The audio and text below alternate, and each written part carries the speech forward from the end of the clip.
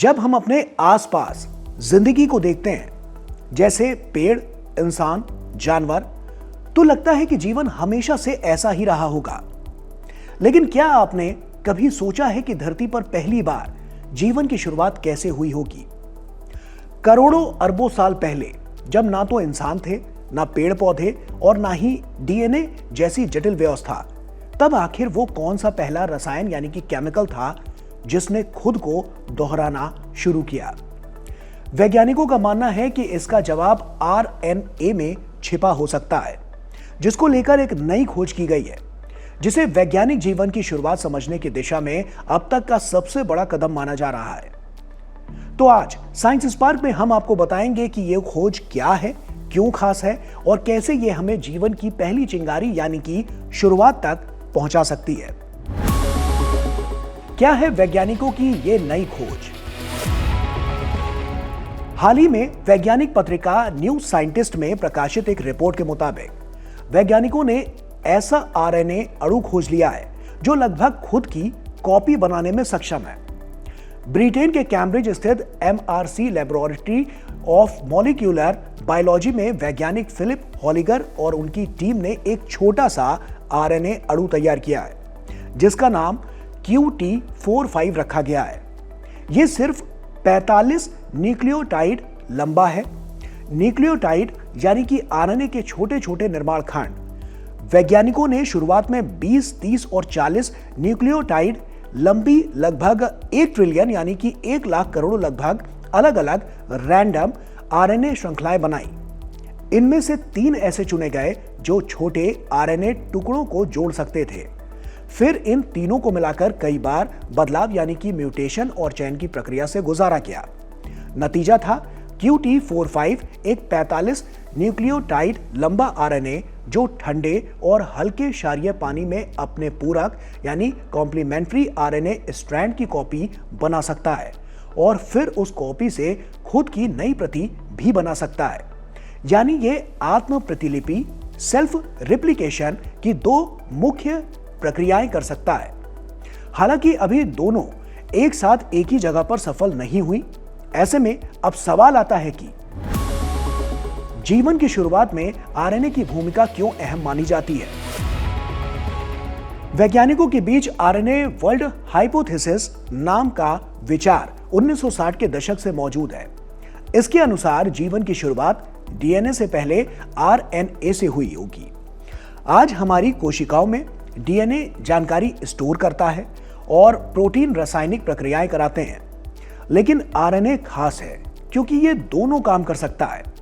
ये जानकारी भी रख सकता है और एंजाइम की तरह रासायनिक प्रतिक्रिया भी कर सकता है।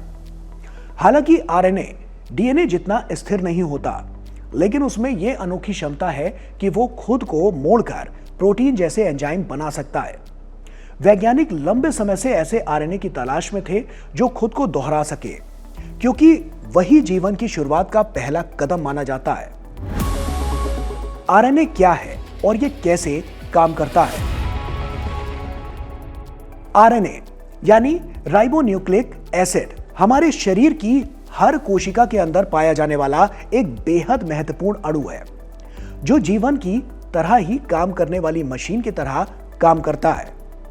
अगर डीएनए को हम शरीर की ब्लूप्रिंट बुक या नक्शा कहें, तो आरएनए उस नक्शे को पढ़कर काम करने वाला मजदूर है।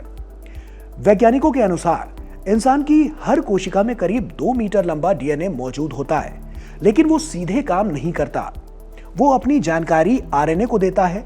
आरएनए आमतौर पर एकल यानी कि सिंगल स्ट्रैंडेड धागे जैसा होता है और ये न्यूक्लियोटाइड नाम के छोटे छोटे कणों से मिलकर बना होता है। डीएनए में जहां A, T, C और G नाम के 4 अक्षर होते हैं, वहीं आरएनए में T की जगह U यानी यूरेसिल होता है। यानी इसके भी 4 अक्षर A, U, C और G होते हैं। इंसान के शरीर में हजारों तरह के आरएनए होते हैं, जिनमें mRNA, tRNA और rRNA प्रमुख हैं। उदाहरण के लिए mRNA वही है जिसकी मदद से कोविड-19 की mRNA वैक्सीन बनाई गई थी, जो शरीर को वायरस से लड़ने की ट्रेनिंग देती है। आरएनए खास इसलिए भी है क्योंकि यह सिर्फ जानकारी पहुंचाता ही नहीं, बल्कि खुद को मोड़कर एंजाइम की तरह भी रासायनिक क्रियाएं भी कर सकता है, जबकि डीएनए ऐसा नहीं करता।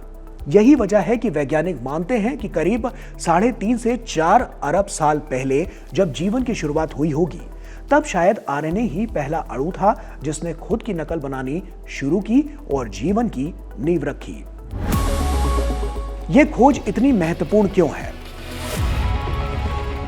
अब तक माना जाता था कि खुद को दोहराने वाले आरएनए बहुत बड़े और जटिल होंगे, लेकिन बड़े आरएनए का बनना प्राकृतिक रूप से बहुत कठिन है। वहीं छोटे आरएनए अपने आप बन सकते हैं, पर उनमें जटिल काम करने की क्षमता कम होती है। QT45 ने इस सोच को बदला है, क्योंकि ये सिर्फ 45 न्यूक्लियोटाइड लंबा है और फिर भी आत्म प्रतिलिपि यानी कि सेल्फ रेप्लिकेशन की दिशा में जरूरी कदम उठा सकता है। 45 न्यूक्लियोटाइड लंबी आरएनए श्रृंखलाओं की संभावित संख्या कल्पना से भी परे है, इतनी ज्यादा कि उन्हें गिन पाना भी मुश्किल है। ऐसे में लगभग 1 ट्रिलियन रैंडम आरएनए अनुक्रमों में से सही अणु ढूंढ लेना अपने आप में बड़ी उपलब्धि है। वैज्ञानिकों को इस खोज से क्या पता चला और दुनिया को इससे क्या फायदा होगा? इस खोज से वैज्ञानिकों को सबसे अहम बात यह पता चली कि जीवन की शुरुआत के लिए बहुत बड़े और जटिल अणुओं की जरूरत नहीं थी, बल्कि सिर्फ 45 न्यूक्लियोटाइड लंबा एक छोटा आरएनए भी सही परिस्थितियों में खुद की कॉपी बनाने की दिशा में काम कर सकता है। इससे आरएनए वर्ल्ड सिद्धांत को मजबूती मिलती है, जो कहता है कि करीब 3.5 से 4 अरब साल पहले जीवन की शुरुआत आरएनए से हुई होगी। दुनिया के लिए इसका फायदा यह है कि अब वैज्ञानिक जीवन के सबसे पहले कदम को प्रयोगशाला में समझ और दोहरा सकते हैं, जिससे सिंथेटिक बायोलॉजी, नई दवाओं, बेहतर mRNA वैक्सीन और जैव प्रौद्योगिकी के क्षेत्र में नई संभावनाएं खुल सकती हैं। संक्षेप में कहें तो QT45 नाम का यह छोटा सा आरएनए अणु हमें जीवन के सबसे बड़े सवाल कि हम कहां से आए का जवाब खोजने के और करीब ले जाता है। यह दिखाता है कि जीवन की शुरुआत किसी जादुई घटना से नहीं, बल्कि रसायन विज्ञान के एक निर्णायक छोटे से लेकिन निर्णायक कदम से हुई होगी, जो जीवन के शुरुआती पहलुओं को विज्ञान की मदद से हम सबके सामने उजागर कर रही है।